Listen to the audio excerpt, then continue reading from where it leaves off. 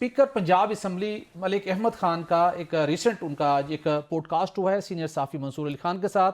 उसके अंदर बड़े खुलकर उन्होंने बात की है। और मलिक अहमद अली खान ये वो शख्सियत है जो साबिक आर्मी चीफ जनरल कमरजावेद बाजवा के बहुत करीबी दोस्त तस्वर किए जाते हैं। इसको आज भी वो ऑन करते हैं और बहुत सी जगहों के ऊपर अपनी पार्टी से हटकर वो उनका दिफा भी करते हैं। लेकिन एक कुछ मामलात के ऊपर उन्होंने बड़ी अहम बात की।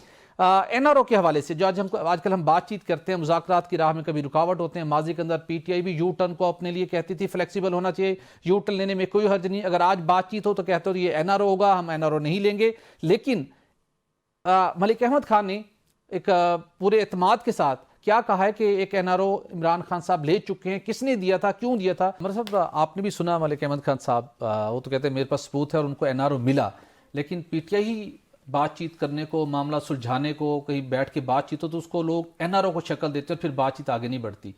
तो अगर मामला हल होते हैं और माजी के अंदर भी इस टाइप की रिलैक्सेशन मिलती हैं, उसको भले आप एनआरओ का नाम दें या ना दें, तो उसमें क्या हर्ज है। और अब स्टिल मामलात वहाँ स्टक हुए हैं और इसी वजह से वो कहते हैं हम एनआरओ नहीं देंगे, वो कहते हैं हम एनआरओ नहीं देंगे। आप भी इत्तेफाक करते हैं माजी में ये रिलैक्सेशन मिली थी खान साहब को? ये जो इन्होंने बात की एनआरओ की और कोई मनी ट्रेल की बात की, मैं इसको समझा नहीं हूँ। राइट, वो कह रहे थे जो उनके खिलाफ एक केस बनी गाला की जो अराजी से मुतल्लिक केस था सुप्रीम कोर्ट में, वो ओपन एंड शट केस था। लेकिन जनरल कमरजावेद बाजवा ने, उस वक्त के आर्मी चीफ ने, थ्रू जजेस उसको मैनेज किया और उनको सजा नहीं होने दी।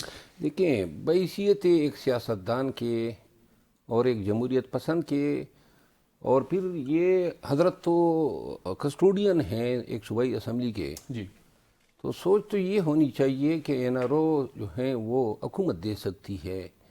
सोच तो ये होनी चाहिए कि ताकत जो है वो पार्लियामान के पास होती है।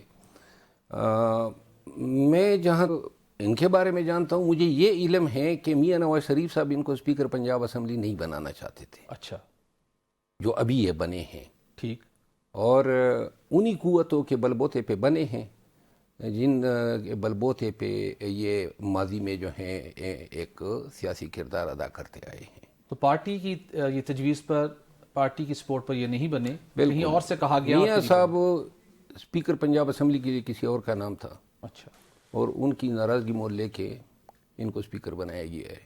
और बाकी जो ये बात कर रहे हैं ना, बाजवा साहब ने एनआरओ दिया, बाजवा साहब को खुद एनआरओ मिला हुआ है इनकी तरफ से।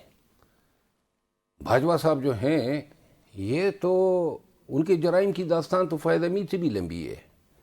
और कितने बुलंद बंग दावे होते थे कि हम एहतसाब करेंगे। फ़ैज़ हमीद अंदर हैं, उनको सज़ा हो रही है, और वो जो कुछ कर रहा था वो ही कर रहा था। उनके बालाई अफसरान के फरिश्तों को इल्म नहीं था। अजीब सा मतलब है कि मजाक कर रहे हैं कौम के साथ। मैं ये समझता हूँ कि अभी जो आपने बात की ना मुज़ाकरात की, जी, ये मुज़ाकरात जो हैं ये अब नहीं होने हैं।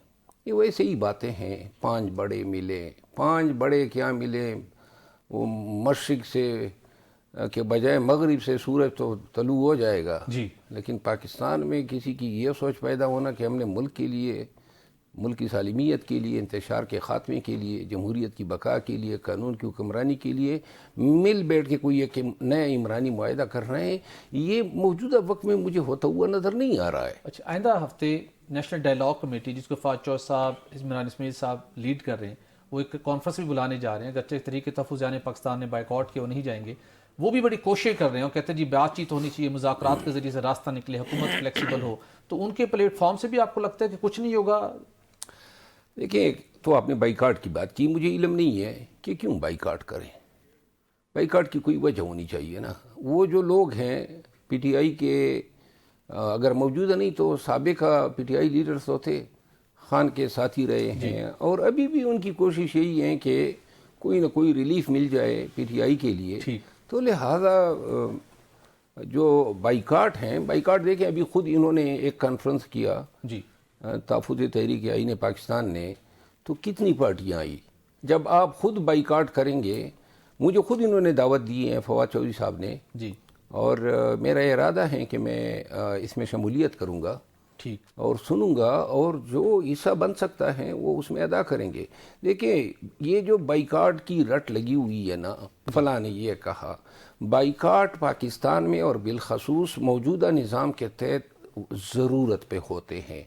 ٹھیک۔ جب ضرورت ہوتی ہے، ماضی میں 4 دفعہ جو ڈائیلاگ ہوئے وہ اس وقت احتجاجی صلاحیت پی ٹی آئی کی بڑی مضبوط تھی، اور اس کو جو ہیں خدشات تھے، تو ان خدشات کو ایوائڈ کرنے کے لیے پی ٹی آئی کے ساتھ بیٹھے، افرض ہوئی، اور اس وقت جو ہے کوئی ڈیل نہیں ہو سکی، وہ این آر او نہیں ہو سکتی تھی۔ ٹھیک۔ ابھی اگر کوئی جو ہے بات ہوگی اور کوئی کہتا ہے کہ جی میں اللہ ہی واسطے جو ہیں چھوڑ دیں، ٹھیک، تو میرا خیال ہے یہ حکومت اور اسٹیبلشمنٹ کی موجودہ وقت میں کوئی مجبوری نہیں ہے۔